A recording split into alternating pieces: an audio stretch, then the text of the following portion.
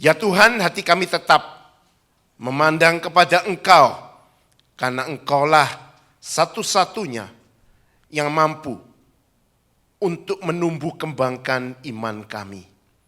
Kami perlu menjadi pribadi yang imannya makin kokoh teguh, keluarga yang imannya makin kokoh teguh, dan gereja yang imannya makin kokoh teguh, sehingga bisa memberitakan Injil Kristus dimanapun kami berada. Tuhan, tolong hamba-Mu ini yang akan menyampaikan firman-Mu. Berikan kepada dia otoritas ilahi. Berikan kepada dia juga kesediaan diri untuk belajar firman-Mu bersama-sama dengan jemaat yang lain. Berbicaralah kepada kami Tuhan. Berikan kepada kami telinga seorang murid yang bersedia untuk diajar dan melakukan firman-Mu itu di dalam kehidupan nyata kami. Berfirmanlah, kami siap mendengarkannya di dalam nama Tuhan kami Yesus Kristus. Amin. Saudara sekalian, jemaat yang dikasihi Tuhan, saya akan membacakan satu bagian firman Tuhan di dalam Markus pasal yang ke-10, ayat yang ke-46 sampai yang ke-52, yang akan melandasi uraian firman Tuhan pada pagi hari ini. Demikianlah firman Tuhan di dalam Markus pasal yang ke-10 ayat 46 sampai dengan yang ke-52. Lalu tibalah Yesus dan murid-muridnya di Yeriko. Dan ketika Yesus keluar dari Yeriko bersama-sama dengan murid-muridnya dan orang banyak yang berbondong-bondong, ada seorang pengemis yang buta bernama Bartimeus. Bukan namanya, karena Bartimeus artinya anak Timeus, duduk di pinggir jalan. Ayat 47. Ketika didengarnya bahwa itu adalah Yesus orang Nazaret, mulailah ia berseru, Yesus anak Daud, kasihanilah aku. Banyak orang menegurnya supaya ia diam. Namun semakin keras ia berseru, anak Daud, kasihanilah aku. Lalu Yesus berhenti dan berkata, panggillah dia. Mereka memanggil orang buta itu dan berkata kepadanya, kuatkanlah hatimu, berdirilah, ia memanggil engkau. Ayat yang ke-50. Lalu ia menanggalkan jubahnya, ia segera berdiri dan pergi mendapatkan Yesus. Tanya Yesus kepadanya, apa yang kau kendaki supaya aku perbuat bagimu? Jawab orang buta itu, Rabuni, artinya my Lord, my Master, supaya aku dapat melihat. Lalu kata Yesus kepadanya, pergilah, imanmu telah menyelamatkan atau telah menyembuhkan engkau. Pada saat itu juga melihatlah ia. Lalu ia mengikut Yesus dalam perjalanannya. Sampai sedemikian jauh pembacaan firman Tuhan, kita berbahagia ketika kita membaca, merenungkan, dan kemudian melakukan firman Tuhan itu dengan kekuatan Tuhan di dalam kehidupan kita sehari-hari. Haleluya. Sekali lagi selamat pagi, santai saja. Ya, saudara sekalian, saya mau tanya, kira-kira saudara tahu apa enggak? Apa sih benang merah? Apa kesamaan daripada foto orang-orang yang dipajang ini, saudara sekalian? Yang paling kiri kan saudara pasti tahu itu ya, Stephen Hardaway Morris, atau yang lebih terkenal dengan nama Stevie Wonder. Ya, I just call to say I love you, jemaat IGNC. Ya, kemudian yang paling kanan banyak juga yang tahu, ya kan? Andrea Bocelli itu penyanyi tenor yang luar biasa itu, ya. The Prayer dia pernah nyanyikan itu. Kalau yang atas itu, yang kumisnya putih, Tio Sam Hong. Oh, bukan saudara sekalian ya. Itu namanya Oscar Claude Monet. Itu pelopor pelukis impresionis yang terkenal. Kemudian kalau yang tengah bawah itu sepupunya Ratu Juliana. Ya. Nah, orang-orang ini adalah orang-orang yang punya problem dengan matanya. Ada yang buta, ada yang matanya itu impaired, sehingga mengalami kesulitan untuk melihat, untuk menjalani hidup sehari-harinya. Tapi yang pasti mereka adalah orang-orang yang terkenal, orang-orang yang kaya, orang-orang yang memiliki kuasa, saudara sekalian. Ya, buta, eye impaired, tapi dikenal banyak orang. Nah, ini hanya sebagian kecil saja dari orang-orang buta yang ada di dunia, bukan? Karena apa? Sebagian besar orang buta tidak seberuntung mereka. Sebagian orang besar, orang buta di dalam dunia itu loser, mengalami kesulitan. Banyak yang kemudian tidak memiliki penghasilan, tidak bisa bekerja dengan baik, tidak bisa studi dengan baik, saudara sekalian. Tokoh yang akan kita sama-sama renungkan pada pagi hari ini, itu juga seorang yang buta matanya. Dia buta, tapi dia tidak seperti Stevie Wonder yang kaya, yang terkenal, yang kalau kemana-mana bisa dengan pesawat pribadinya. Tokoh kita ini, saudara sekalian, ngemis, meminta-minta. Jadi seorang yang tidak kenal, seorang yang kere, saudara sekalian. Bahkan tadi kita membaca namanya siapa? Bartimeus. Sebenarnya itu bukan nama dia. Karena di dalam Injil Markus kemudian dijelaskan artinya apa? Artinya anaknya Timeus. Bar itu son of, Timeus itu nama orang tuanya. Jadi anak Timeus, namanya sendiri nggak dikenal, saudara sekalian. No name sebenarnya dia. Dia terkenal karena nama ayahnya. Mungkin ketika masih hidup, tapi ketika ayahnya sudah mati, dia malah lebih terlantar, mengemis, terlantar di mana-mana. Nah, saudara sekalian, mengapa orang yang buta ini saya katakan ciami? Ya kan? Kalau orang Jakarta kenal ya kata ciami, ya kan? Orang Surabaya juga kenal kata ciami. Saya masih ingat waktu kecil kalau habis nonton film silat atau film kungfu, wah selalu dengan teman-teman, wih ciami ini ya, filmnya itu jagoannya luar biasa, ciami, ya kan, bagus sekali. Orang Jakarta juga begitu. Kemudian ada food YouTuber itu yang kalau makan, coba makanan dan makanannya sangat enak, dia bilang apa? Ciami ini, ya kan, enjoy saja itu, ya YouTuber itu, saudara sekalian. Nah, saudara sekalian, memang kalau kita perhatikan ada yang ciami dari si Bartimeus ini. Bartimeus ini buta, Bartimeus ini kere, Bartimeus ini pengemis yang meminta-minta di luar kota Yeriko. Tetapi saudara sekalian, kita bisa belajar satu yang ciami dari orang ini. Yaitu apa? Yaitu imannya. Karena kalau dalam teks itu tadi dikatakan di dalam bagian terakhir ketika Yesus memanggil dia, Yesus terkesan oleh iman orang ini. Tidak dikenal nama dirinya, tahu orangnya dari nama orang tuanya, tetapi Tuhan mengatakan ini orang punya iman ciami itu. Nah, saudara sekalian, pagi hari ini saya akan mengajak kita semua untuk belajar dari iman Bartimeus ini. Kalau 3 Injil mencatat kisah orang ini, memang hanya di dalam Markus 14 yang disebut sebagai Bartimeus. Kalau di dalam Lukas 18 dikatakan hanya ada seorang yang buta tanpa menyebut nama atau nama ayahnya. Kemudian di dalam Matius pasal yang ke-20 bahkan dikatakan ada 2 orang buta. Jadi rupanya saudara sekalian memang ada 2 orang buta yang meminta kesembuhan kepada Tuhan Yesus. Tetapi Bartimeus ini yang lebih istimewa. Sehingga Markus ketika dia menulis Injilnya di bawah pengaruh Roh Kudus dan juga dari data-data Rasul Petrus, dia kemudian memasukkan namanya yaitu Bartimeus, anaknya Timeus ini. Nah, saudara sekalian, kita akan melihat beberapa ciri-ciri iman yang sejati.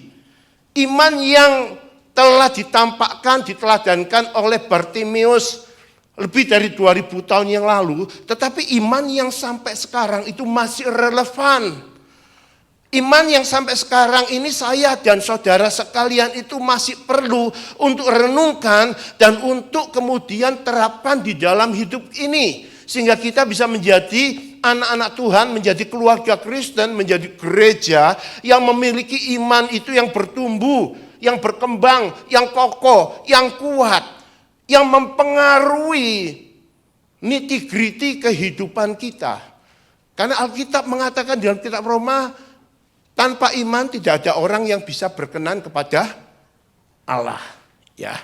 Jadi saudara sekalian, kita akan belajar iman sejati dari diri Bartimeus ini. Yang pertama, setelah saya merenungkan bagian ini saudara sekalian, saya bisa menarik ada beberapa ciri iman sejati yang dimiliki oleh Bartimeus ini. Yang pertama, iman Bartimeus adalah iman yang terfokus. Yesus di dalam perjalanan terakhirnya menuju ke Yerusalem. Kemudian dia sampai ke kota Yeriko. Pada waktu itu akan Paskah. Jadi banyak orang. Dan untuk ke Yerusalem itu paling tidak harus melalui Yeriko. Karena Yerusalem itu 17 mil jauhnya dari Yeriko, saudara sekalian. Jadi ini adalah perjalanan Yesus yang terakhir. Kalau saudara memperhatikan di dalam Markus 14 tadi, sebelumnya Tuhan Yesus sudah berbicara kepada para muridnya tentang penderitaan yang akan dialaminya di Yerusalem. Ini adalah pernyataan tentang penderitaan yang terakhir, yang ketiga. Tapi murid-muridnya masih belum bisa memahaminya, saudara sekalian. Saudara sekalian, kita tahu sepanjang Tuhan Yesus melayani itu dia diikuti banyak orang, bukan? Bahkan di dalam bagian ini ketika dia keluar dari kota Yeriko itu dikatakan dia bersama murid-muridnya dan di belakangnya itu berbondong-bondong orang mengikuti dia, mengikuti Tuhan Yesus ini. Dan kita tahu dari cerita Bartimeus itu mengemis di luar kota Yeriko itu. Dan dari cerita itu kita bisa menangkap satu kesan, dia sudah tahu siapa Yesus ini. Orang buta itu pendengarannya tajam, ya kan? Kemudian jangan dipikir pada 2000 tahun yang lalu nggak ada cellphone. Wah, kalau ada berita itu tidak bisa kemudian menyebar dengan cepat. Siapa bilang saudara sekalian, ya kan? Di sebuah kota kecil, kalau ada satu orang yang aneh, itu satu kota, satu desa bisa tahu semua kan. Dari mana? Getuk tular, iya kan? Dan sampai sekarang kan the power of getuk tular itu masih luar biasa bukan, walaupun sudah pada zaman cellphone, iya kan? Jadi dari cerita orang-orang dia tahu yang namanya Yesus ini, seorang rabi muda ini sudah menyembuhkan berbagai macam penyakit. Bahkan pernah membangkitkan orang mati. Ingat, ini pada akhir pelayanan kehidupan Yesus di dunia. Sebelum dia ke Yerusalem, disalibkan, mati dan bangkit, saudara sekalian. Jadi dia sudah mendengar itu. Dan itu yang kemudian menumbuhkan satu benih iman. Roma 10 ayat 17 mengatakan iman itu timbul dari pendengaran. Dan pendengaran tentang firman Tuhan. Kalau pendengaran tentang Tuhan Yesus itu juga adalah pendengaran tentang firman Tuhan. Karena firman Tuhan itu memiliki fokus atau pusat kepada Yesus. Dan kemudian ketika rombongan itu datang, saudara sekalian, orang buta punya pendengaran yang lebih tajam daripada kita, ya kan? Dan dia tahu, oh Yesus datang, sudah dekat dengan dia. Dan kita tahu dari bacaan tadi, saya juga berteriak-teriak 2 kali, ya kan? Yesus anak Daud, kasihanilah aku. Dia kemudian berteriak sekencang-kencangnya, saudara sekalian. Saya tidak akan memperhatikan sekencang-kencangnya ini. Tapi kita akan memperhatikan apa? Apa yang dikatakan di dalam teriakannya itu. Dia menyebut Yesus atau Tuhan Yesus itu apa? Anak Daud.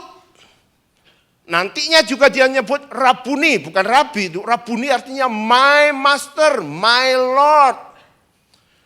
Saudara sekalian, Tuhan Yesus seringkali dipanggil apa? Nabi muda, rabi atau pengajar muda. Bahkan teolog-teolog mengatakan ini seorang manusia yang memiliki moral yang luar biasa, yang tidak ada cacatnya, benar semua. Tetapi saudara sekalian, Tuhan Yesus tidak pernah mengatakan itu yang paling tepat.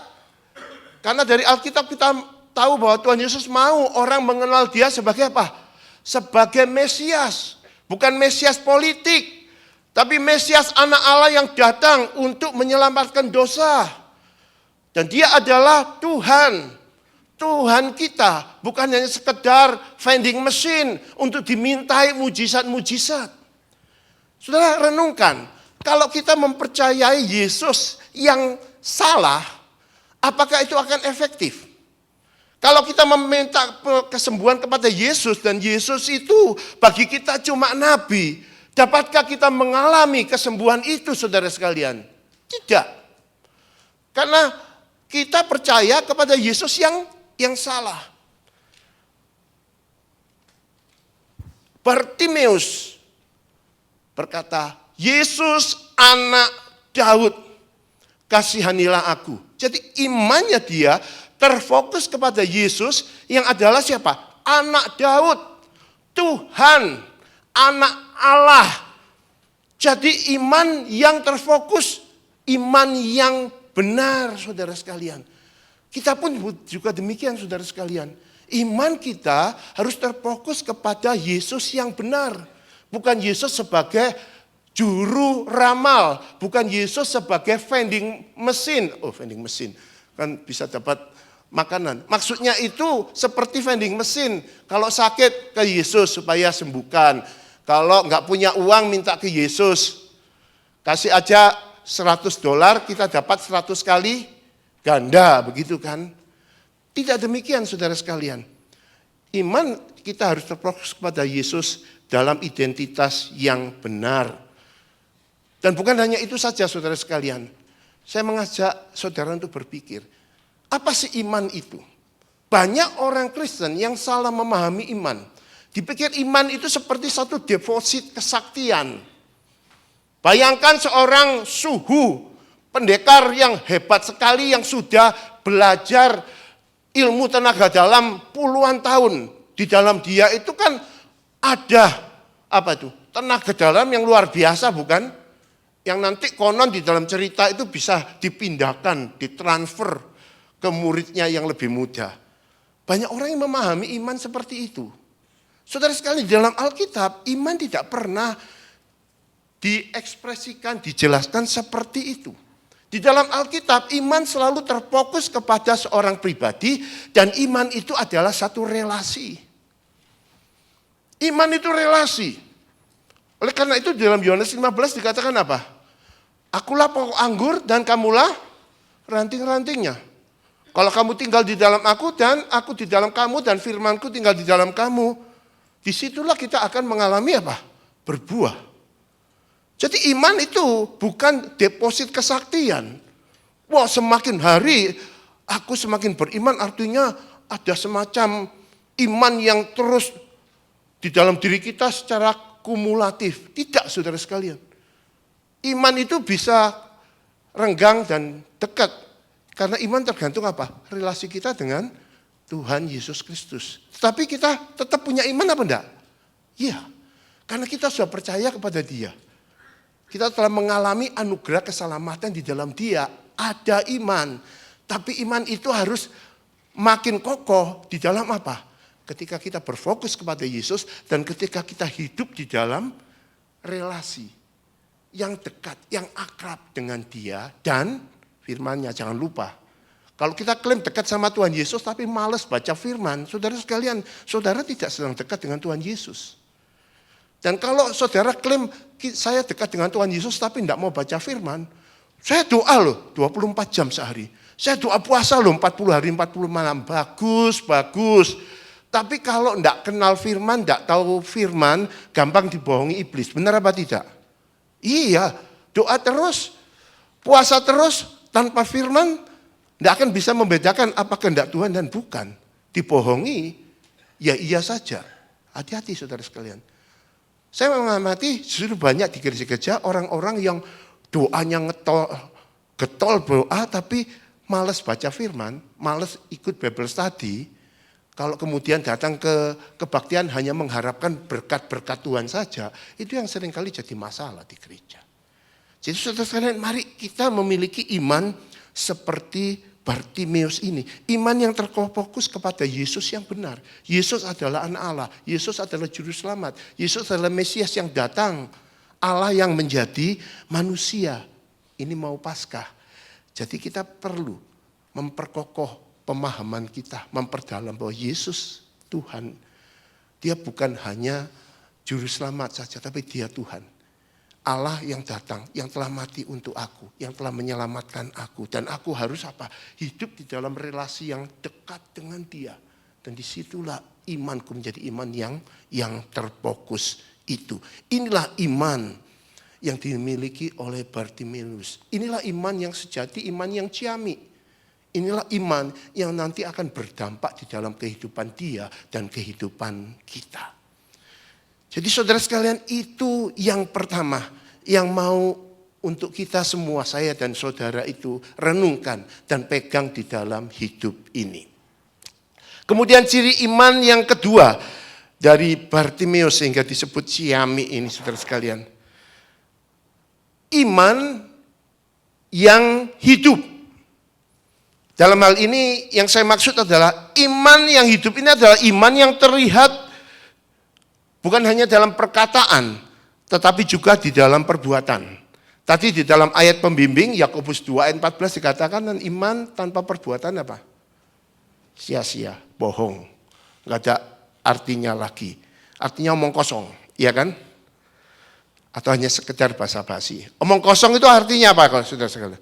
Kalau orang dikatakan lu omong kosong, itu yang suka berkata-kata, suka banyak kata-katanya, suka berjanji dari A sampai Z, tapi tidak ada realitanya. Ya kan? Nanti kamu saya waktu ulang tahun kamu saya traktir lu ya, di Taman Nudel itu di Nogales. Oh iya. Tapi nggak ada kenyataannya. Pas harinya gitu, begitu saja. Saudara sekalian, omong kosong. Ya, atau yang sekedar basa-basi. Ya, ini orang yang kayak apa itu namanya public relation, ngomongnya manis, ngomongnya penuh dengan simpati, ya panjang-panjang, tapi sama ujungnya juga tidak ada realitanya, saudara sekalian. Iman kita tidak boleh iman yang semacam ini. Iman kita harus iman yang hidup, iman yang terfokus pada Kristus, identitas yang tepat. Namun iman ini juga harmonis. Iman yang bukan hanya dalam teori, iman yang bukan hanya diperkatakan, tapi iman yang kata-kata dibuktikan di dalam tindakan itu. Saudara sekalian, Yakobus 2 ayat 14 itu apa gunanya? Saudara-saudaraku, jika seorang mengatakan ia mempunyai iman padahal tidak punya perbuatan, enggak ada artinya. Yakobus 2 ayat 14 sampai 26 ini luar biasa, saudara bisa baca semuanya. Di dalam ayat 17 dikatakan juga, jika iman itu tidak disertai perbuatan, mati. Ayat 20, iman tanpa perbuatan, iman yang kosong. Diulang berkali-kali oleh Yakobus. Artinya apa? Artinya ini sesuatu yang sangat penting, iya kan? Artinya ini jangan menjadi iman kita. Iman yang cuma kata-kata, tapi iman yang kita perkatakan, tapi juga yang terekspresi, yang didemonstrasikan di dalam perbuatan itu. Saudara sekalian, bagaimana dengan kita? Apakah iman kita adalah iman di atas kertas atau iman yang sungguh-sungguh kita lakukan di dalam hidup ini? Kalau kita beriman bahwa Yesus itu adalah Tuhanku, Tuhan artinya penguasa hidupku, maka saudara sekalian, dia harus kita perlakukan sebagai Tuhan. Tadi pagi saya merenungkan satu renungan firman Tuhan yang judulnya itu jangan hitung-hitungan sama Tuhan. Dari Markus 14. Itu tentang peristiwa di mana di Betani ada seorang namanya Simon ngadain pesta untuk Tuhan Yesus. Tahu-tahu ada seorang wanita masuk bawa alabaster jar perfume. Narwastu jati itu mahal sekali saudara sekalian. Dan itu ditaruh di dalam satu jar yang kalau mau dipakai harus dipecahkan. Dan harus sekali pakai. Dan itu dikatakan harganya berapa? 300 dinar. 1 dinar itu upah buruh biasa 1 hari. 300 dinar upah 300 hari, artinya 1 tahun. Jadi dia nabungnya kayak begitu untuk dapatkan itu, dipecahin begitu saja, diurapkan ke kepalanya Tuhan Yesus. Ada orang yang gusar. Buat apa ini pemborosan? Lebih baik kan dibuat untuk orang-orang yang kelaparan. Tuhan Yesus bilang, dia meminyaki aku untuk kematianku. Orang-orang kelaparan selalu ada. Saudara sekalian, yang saya renungkan adalah, ini wanita punya iman yang hidup. Ini wanita imannya itu kepada Yesus. Dia memberikan kepada Yesus Sang Tuhan itu yang terbaik. Dia tidak merasa sayang, milik yang terbaik dia dicurahkan di atas kepalanya Tuhan Yesus. Saudara, iman kita harus kayak begitu. Bagaimana sikap kita dengan Tuhan Yesus? Ada banyak orang yang aku percaya Yesus. Tapi kalau kasih kepada Tuhan Yesus itu kasihnya sisa-sisa. Kalau kita melakukan sesuatu untuk Tuhan Yesus itu masih dihitung-hitung. Mungkin tidak enak ya, apa yang katakan ini, diundang kok mengatakan ini. Tapi saudara sekalian, saya tidak mau untuk menghindarinya. Karena ini untuk saya sendiri. Saya juga bertanya kepada diri saya sebagai hamba Tuhan, apakah kamu sudah imanmu itu memberikan yang terbaik untuk Tuhan. Imanmu itu adalah iman yang bukan hanya dikatakan tapi juga dilakukan di dalam hidupmu. Saudara sekalian, ini penting sekali. Ada banyak penerapannya, masing-masing kita bisa merenungkan untuk masing-masing kehidupan itu. Gereja ini pun juga perlu untuk menggumulkan sebagai gereja bagaimana iman yang bukan hanya sekedar kata-kata tapi juga dilandasi dengan tindakan. Tindakan untuk memperhatikan jemaat yang tidak, yang unfortunate, yang kekurangan, yang memerlukan bantuan. Itu yang kedua, saudara sekalian. Saya tidak akan terlalu panjang. Kemudian yang ketiga, iman Bartimeus Syami. Karena imannya itu adalah iman yang tangguh. Resilient faith. Resilient itu menguraikannya agak sulit ya. Resilient itu kayak pegas, saudara tahu pegas? Ya, pegas itu ditarik saudara sekalian sampai tidak jadi pegas lagi. Kemudian dilepaskan. Tapi kemudian tetap kepada bentuknya yang semula. Itulah orang yang resilient. Jadi orang yang resilient itu mengalami apa saja, panas, dingin, mengalami segala macam pergumulan dan lain sebagainya. Tetapi itu tetap ulet, tetap tangguh. Bartimeus imannya kayak begitu saudara sekalian. Iman yang sudah dia mulai tumbuhkan sebelum dia bertemu dengan Tuhan Yesus ketika dia mendengar kabar-kabar tentang Tuhan Yesus. Kapan Tuhan Yesus akan lewat Yeriko? Tidak ada orang yang tahu, bukan? Tapi dia tetap mempertahankan imannya itu. Dan kemudian saudara sekalian, perhatikan. Pada masa itu orang yang sakit, orang yang buta itu juga banyak, bukan? Iya kan? Tapi yang betul-betul resilient imannya kayak Bartimeus ini hanya dia. Ya ada yang lain. Tapi tidak banyak saudara sekalian. Jadi inilah iman yang ditampakkan oleh si Bartimeus ini. Iman yang mampu menghadapi berbagai macam kesulitan apapun beratnya. Yang menghambat dia untuk mengekspresikan imannya itu. Iman yang dicobai, diuji, tapi tetap ulet, tetap tangguh, tetap tabah. Firman Tuhan mengajarkan ini kepada kita. Karena Tuhan ingin kita jadi orang Kristen yang imannya itu resilient. Imannya bukan iman kelas tahu, walaupun tofu itu enak, betul ya. Korean tofu sup itu enak, saudara sekalian ya.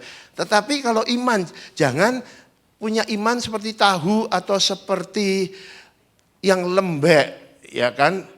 Kayak begitu, tapi menjadi iman yang apapun yang menghalangi, apapun yang menguji, kita mampu untuk tetap mempertahankan bentuk dan semakin kokoh di dalamnya itu. Inilah Bartimeus, saudara sekalian. Inilah Bartimeus. Imannya resilient.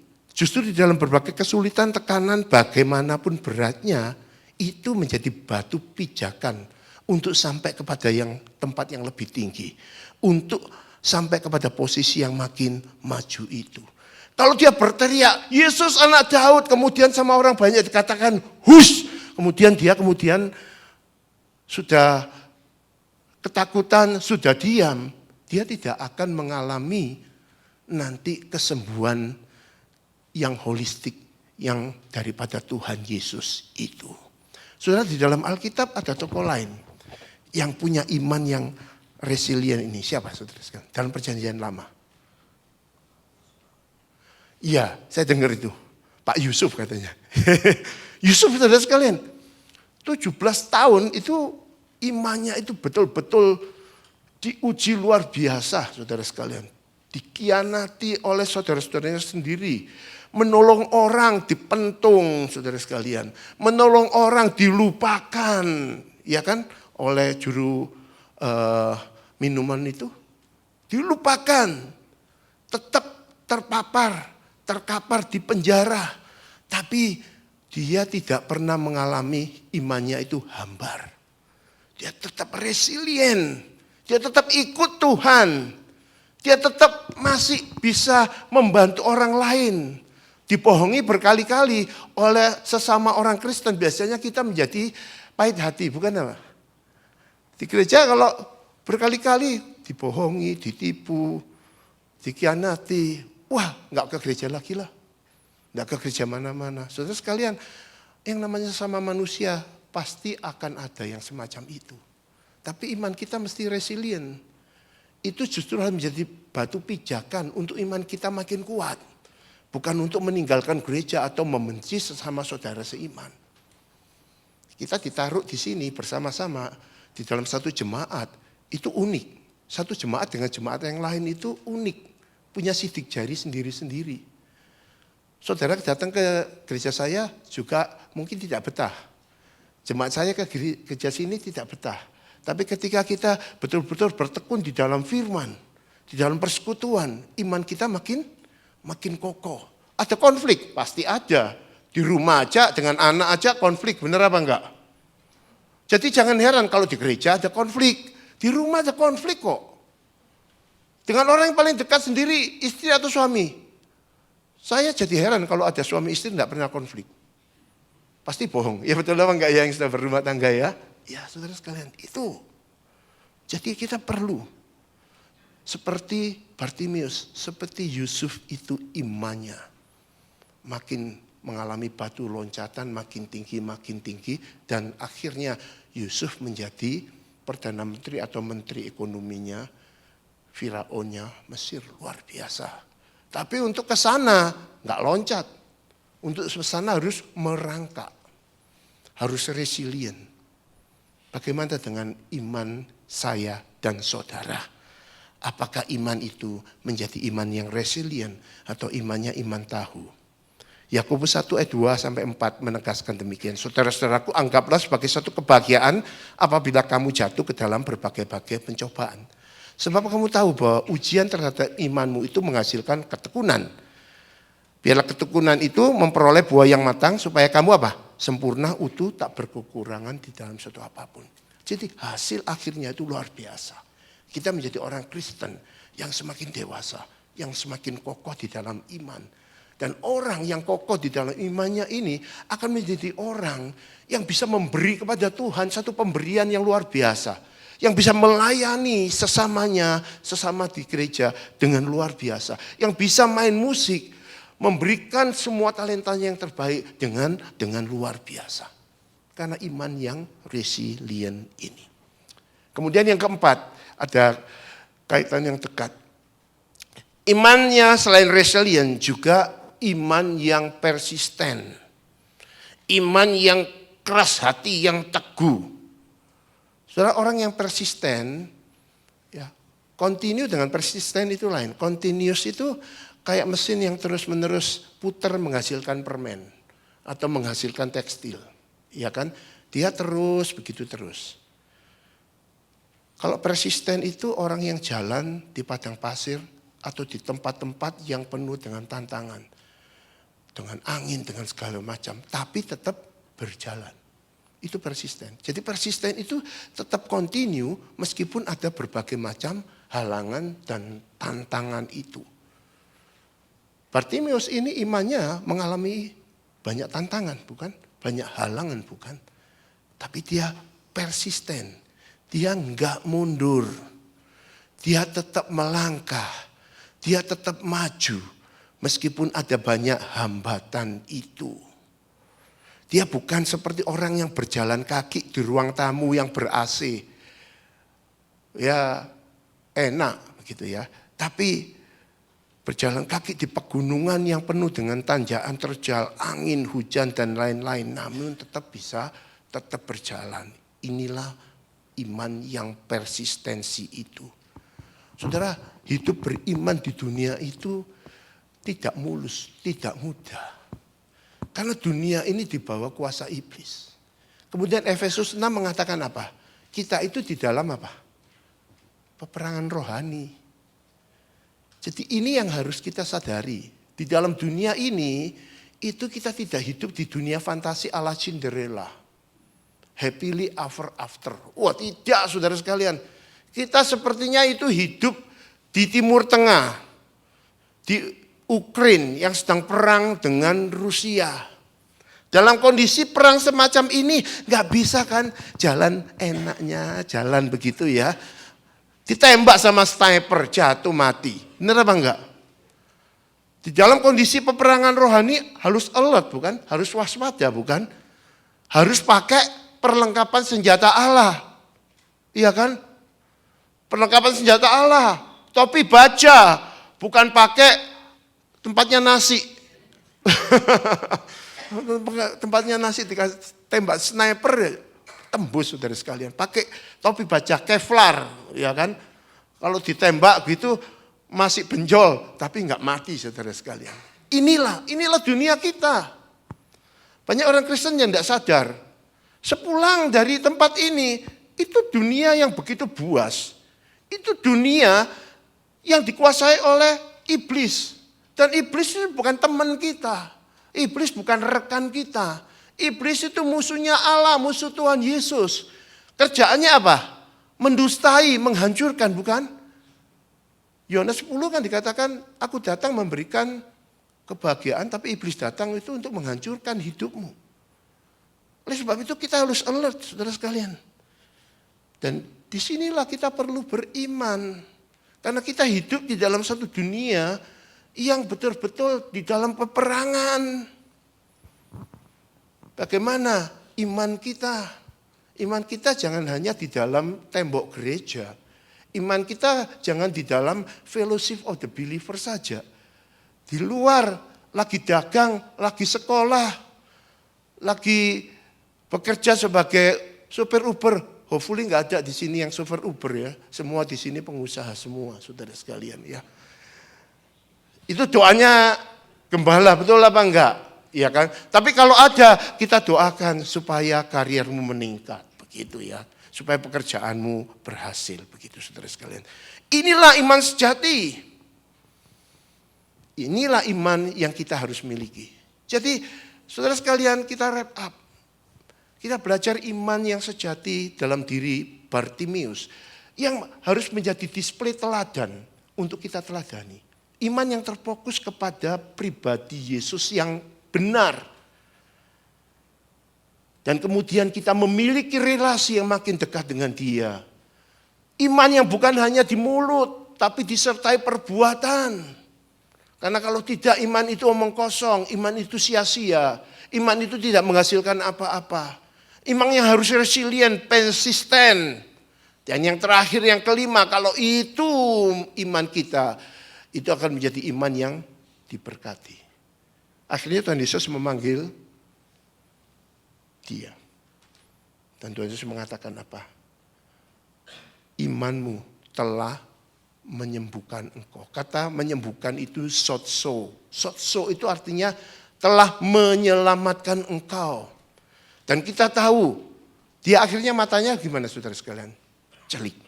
Dia mengalami physical healing, miraculously. Tapi dia kemudian juga dikatakan apa? Dia kemudian mengikuti Yesus.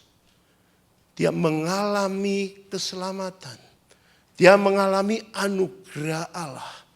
Dia mengalami kelahiran kembali itu. Saudara, inilah the holistic blessing. Yang Tuhan itu persiapkan bagi kita. Tuhan tidak hanya memberi kita itu berkat-berkat yang jasmani. Sai Baba, iblis juga bisa memberikan itu, bukan? Pergi ke tempat-tempat yang semacam itu, saudara bisa makin kaya. Perusahaannya bisa berlipat ganda. Ada tumbalnya mungkin ya. Saya pernah waktu kecil itu sakit. Di kamar sebelah itu cucunya gudang garam. Masih kecil anaknya, ganteng, kena leukemia, saudara sekalian. Dan waktu saya ngomong-ngomong dikatakan ini biasa. Di dalam keluarganya ini setiap tahun ada saja yang kemudian mati. Gitu. Karena ada perjanjian dengan kuasa gelap. Makin kaya. Tapi kayanya hanya kaya apa? Secara materi. Tuhan mau kita kaya yang holistik.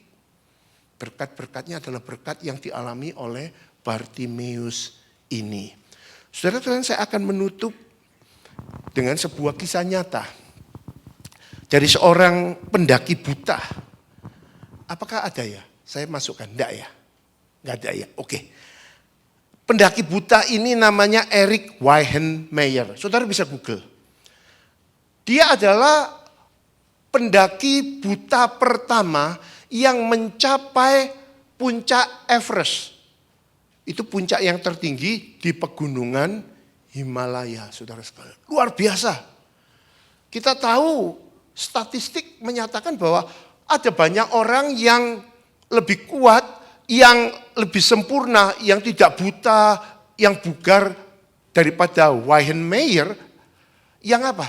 Gagal kan mencapai puncak Everest. Bahkan ada banyak yang kemudian tidak pulang. Mati.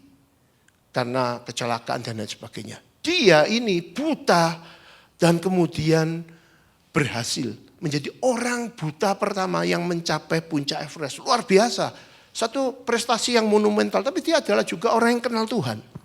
Dia menyebut dirinya itu an unrealistic optimistic. Seorang optimis yang tidak realistik. Nah, ketika diwawancarai, ini saudara sekalian yang perlu kita jadikan pelajaran. Saya juga. Ketika dia diwawancarai oleh sebuah majalah yang bernama Fast Company, dia ditanya, kriteria apa yang kamu kenakan ketika kamu mencari rekan-rekan? Untuk ke Everest nggak bisa sendirian, betul apa enggak ya? Enggak, itu bukan semangat 45 itu, ya kan? Itu kebutuhan yang bodoh. Pasti ada timnya kan? Dan dia milih tim itu. Ketika dia ditanya, apa sih syaratmu untuk anggota tim itu? Dia mengatakan ini, anggota tim yang saya pilih itu harus punya prinsip, bukan seeing is believing. Ngeliat percaya. Karena apa? Tidak akan bisa membawa saya sampai puncak Everest. Saya cari orang yang believing is seeing. Orang yang percaya baru kemudian melihat sesuatu. Saudara sekalian, di zaman Tuhan Yesus itu ada berapa banyak orang yang sudah melihat mujizat Tuhan Yesus. Tapi yang kemudian apa? Masih tidak percaya, masih membenci Tuhan Yesus. Benar atau bukan? Ada di kota-kota yang Tuhan Yesus paling banyak membuat mujizat. Tuhan Yesus tidak memberikan dirinya. Banyak orang yang tidak percaya. Padahal zaman sekarang banyak anggota gereja yang bilang gini ya, kalau saya hidup di zaman Tuhan Yesus, pastilah saya itu menjadi orang Kristen yang sungguh-sungguh sangat kuat. Belum tentu, saudara. Di Alkitab sendiri ada waktu zamannya Tuhan Yesus sudah melihat mujizatnya, sudah mendengarkan khotbah dia, sudah melihat orang mati bangkit. Masih semacam itu. Jadi iman itu tidak ditentukan oleh itu. Tapi apa? Aku mau trust you, Lord. Apapun yang terjadi seperti Bartimeus ini. Dan kita bisa melihat. Jadi percaya maka engkau melihat.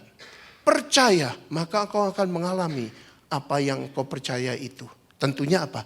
Ini bersama dengan Tuhan. Bagaimana dengan kita, saudara sekalian?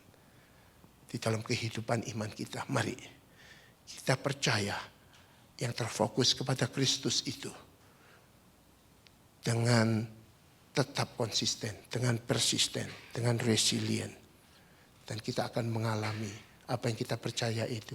Karena dia karuniakan kepada kita. Dan itulah yang membuat iman kita makin meningkat. Kecintaan kita kepada dia semakin dekat. Dan jemaat ini menjadi jemaat yang semakin bersatu. Dan menjadi jemaat yang semakin maju. Jemaat yang memberitakan Injil di mana-mana. Amin. Mari kita masuk di dalam doa. Terima kasih Tuhan untuk firman-Mu.